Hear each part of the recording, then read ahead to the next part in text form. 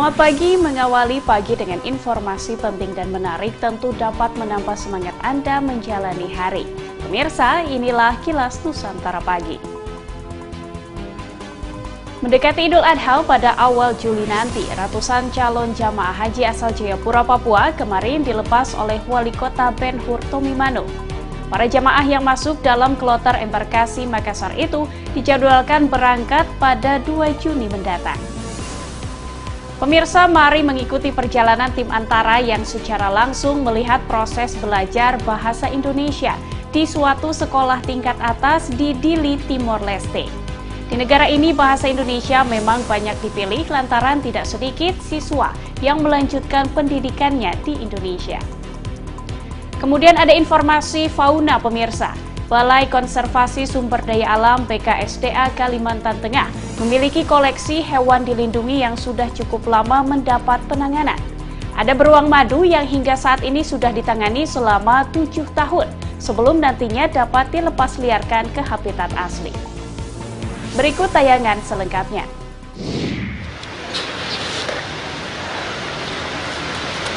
...140 calon jamaah haji asal kota Jayapura secara resmi dilepas oleh Wali Kota Jayapura Ben Hur Tomimano pada Rabu 18 Mei di halaman kantor Kementerian Agama Kota Jayapura, Papua. Jamaah haji ini akan berangkat pada tanggal 2 Juni mendatang menuju embarkasi Makassar untuk selanjutnya diberangkatkan ke Tanah Suci pada tanggal 6 Juni. Wali Kota Ben Hur Tomimano meminta calon jamaah haji untuk menjaga kesehatan selama di Tanah Suci sehingga bisa beribadah dengan sempurna dan menjadi haji mabrur. Kepada Bapak Ibu jemaah haji, agar apa yang diperoleh dalam bimbingan itu mampu diterapkan dalam pelaksanaan ibadah haji nanti, sehingga pelaksanaan ibadah haji Bapak Ibu sah dan sempurna agar dapat diperoleh haji yang hak. Sementara itu, Kepala Kantor Kementerian Agama Kota Jayapura, Abdul Hafid Yusuf, menyampaikan harapannya agar calon jamaah haji bisa menjaga kerukunan dan kekeluargaan selama menjalankan ibadah di Baitullah. Mereka hari ini telah dilepaskan oleh Bapak Wali Kota Jayapura, di mana nantinya untuk jamaah haji akan diberangkatkan menuju embarkasi Makassar itu pada tanggal 2 Juni 2022 dan siap untuk kloter kelompok terbang jamaah haji kloter awal itu siap diberangkatkan pada tanggal 6 Juni 2022 dan jamaah haji untuk senantiasa menjaga kesehatannya, selalu menjaga kekompakan, keharusan, kerukunan dan kekeluargaan antar jamaah. Abdul Hafid Yusuf menambahkan, calon jamaah haji asal Papua yang berangkat di tahun ini hanya satu kloter dengan jumlah 488 calon jamaah haji. Untuk pelaksanaan ibadah haji tahun ini, Kementerian Haji dan Umrah Arab Saudi hanya memberikan izin kepada jamaah berusia di bawah 65 tahun sudah menerima vaksinasi COVID-19 secara lengkap dan melaksanakan ibadah haji dengan penerapan protokol kesehatan. Dari Jayapura, Papua, Laksa Mahendra, Kantor Berita Antara, mewartakan. Masyarakat, para ketua organisasi.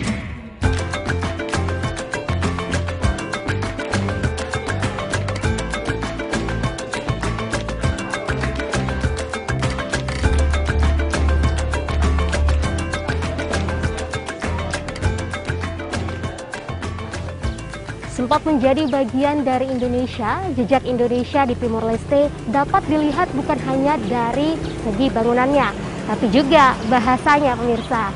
Saya sedang berada di salah satu sekolah jenjang SMA di Dili, ibu kota Timor Leste, yang ternyata mempelajari bahasa Indonesia di kelasnya. Seperti apa ya pembelajaran bahasa Indonesia di sini? Mari kita lihat.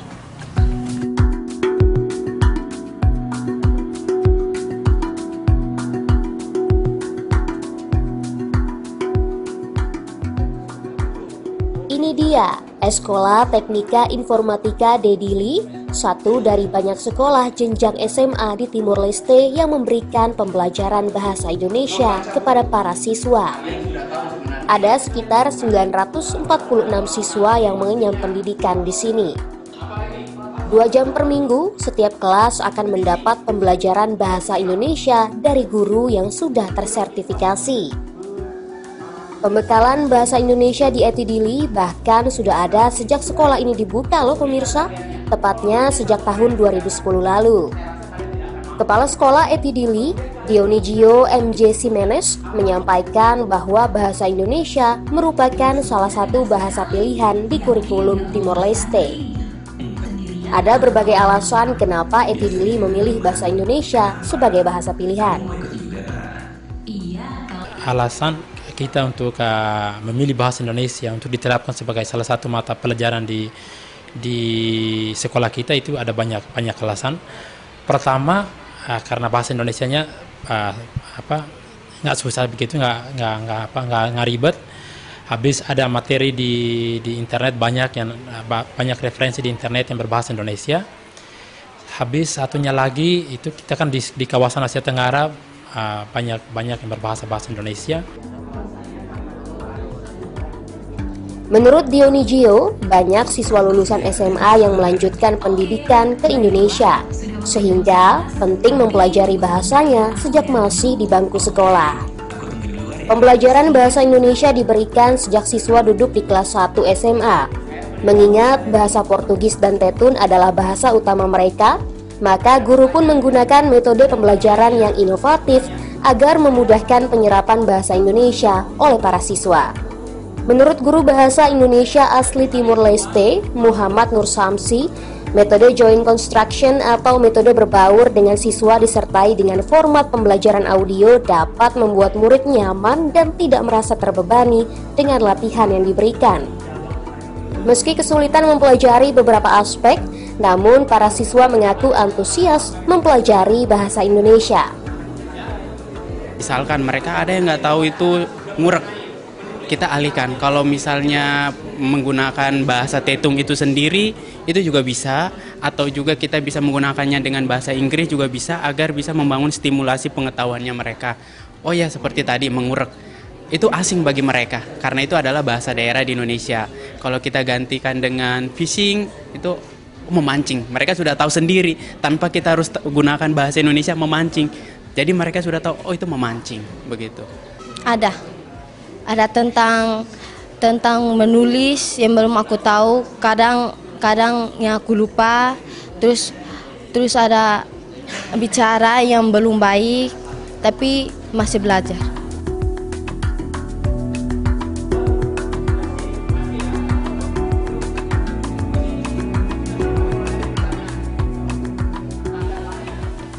Nah pemirsa, jika kalian berkunjung ke Timor Leste, jangan khawatir jika kalian tidak bisa berbahasa Portugis atau bahasa Tetun.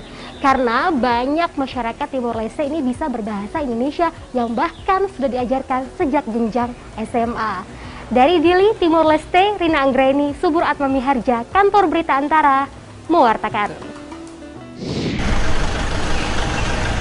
Beberapa koleksi satwa dilindungi telah mendapat penanganan cukup lama di kandang transit milik Balai Konservasi Sumber Daya Alam atau BKSDA Kalimantan Tengah, Kota Palangkaraya. Bahkan sejumlah satwa ada yang sudah ditangani hingga 7 tahun. Di antaranya burung elang bondol, kakatua jambul, burung rangkong, dan 9 ekor beruang madu. Seluruhnya merupakan hasil penyelamatan dan penyerahan dari masyarakat. Lamanya waktu penanganan satwa endemik tersebut sebelum dilepas liarkan kembali ke alam memang membutuhkan sejumlah faktor.